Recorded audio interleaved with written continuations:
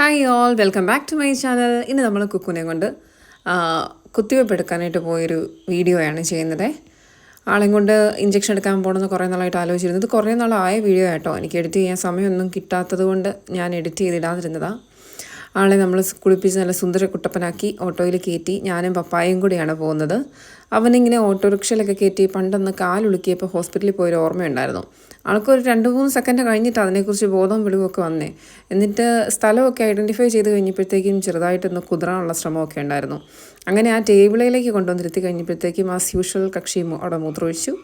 എന്നിട്ട് പിന്നെ nurse വരാനായിട്ടുള്ള വെയിറ്റിങ്ങിലായിരുന്നു. Doctor അന്ന് ലീവായിരുന്നു. പിന്നെ പോയിട്ട് റുബെല്ല വാക്സിൻ, പിന്നെ ഒരു വേറെ അസുഖങ്ങളൊന്നും ഉണ്ടാകാതിരിക്കാനായിട്ടുള്ള ഒരു ഇഞ്ചക്ഷൻ കൂടി എടുത്തു. അങ്ങനെ 2 ഇഞ്ചക്ഷൻ എടുത്തു.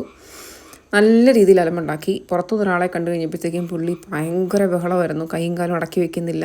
അങ്ങനെ എനിക്കും കൂടി ശരീരത്ത് അവനെ ഒന്ന് പിടിക്കേണ്ടതായിട്ട് വന്നതുകൊണ്ട് എനിക്ക് ഇഞ്ചക്ഷൻ എടുക്കുന്നതിൻ്റെ വീഡിയോ കിട്ടിയില്ല. എന്തായാലും ഇഞ്ചക്ഷൻ എടുക്കലൊക്കെ കഴിഞ്ഞ് ഞങ്ങൾ വീട്ടിലേക്ക് തിരിച്ചു പോരുക. പുള്ളിക്ക് ഇങ്ങനെ പപ്പയുടെ മടിയിലിരുന്ന് കാഴ്ചകൾ കാണണം കേട്ടോ.